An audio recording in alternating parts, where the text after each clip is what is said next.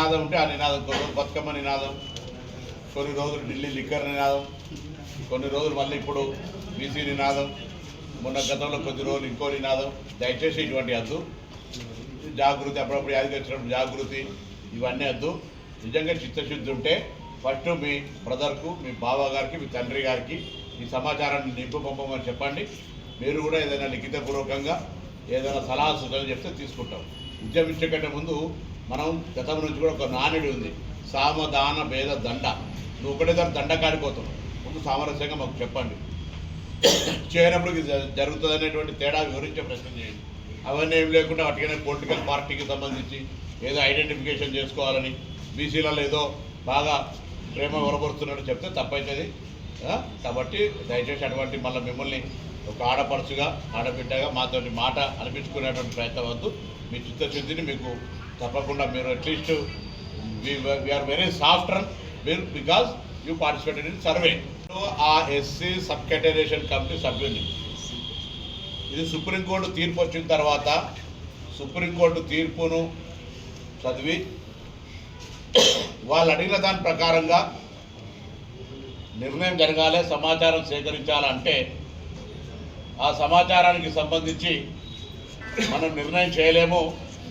కాబట్టి ఆ సమాచార సేకరణకు సంబంధించి ఒక జ్యుడిషియల్ కమిటీ సింగిల్ మెంబర్ ఉంటే బాగుంటుందని ఆశించడం.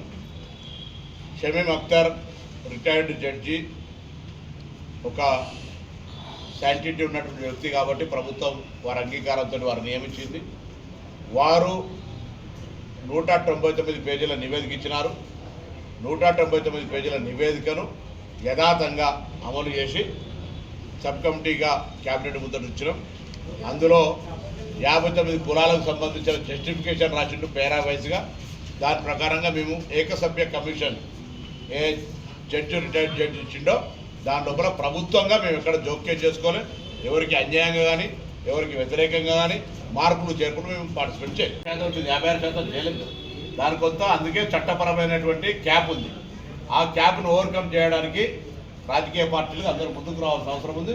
తప్పకుండా దానికి మేము ముందుకు పోవడానికి వరకు అందుకే మన బీసీ మేధావులు కుల సంఘాల మీటింగ్ పెట్టినప్పుడు కొన్ని అంశాలు వచ్చినాయి. వాటన్నింటినీ గౌరవ ముఖ్యమంత్రి గారితో మాట్లాడిన తర్వాత తదుపరి నిర్ణయాన్ని ప్రకటించే కార్యక్రమం తీసుకుంటాం. మేము 42% ప్రకటించడం, 42% కట్టబడము చేయాలనే మా ఆలోచన.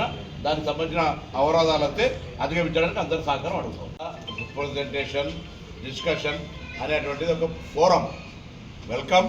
ఎవరికి ఏమైనా అప్రహెన్షన్స్ ఉంటే మేము సబ్ కమిటీగా కానీ ప్రభుత్వ పరంగా ముఖ్యమంత్రి గారు కానీ వాళ్ళకు ఉన్నటువంటి అనుమానాలు నివృత్తి చేయడానికి మేము సిద్ధంగా ఉన్నాం. ఇందులో ఎటువంటి ప్రభుత్వానికి హిడెన్ ఎజెండా లేదు. ఏకసభ్య కమిషన్ ఇచ్చిన దాని ప్రకారంగానే ముందుకు పోవడం జరిగింది. మరిన్ని వీడియోస్ కోసం ఛానల్ ని సబ్స్క్రైబ్ చేయండి. లేటెస్ట్ అప్డేట్స్ కోసం వాట్సాప్ ఛానల్ ని ఫాలో అవ్వండి. ఆ లింక్ డిస్క్రిప్షన్ లో ఉంది.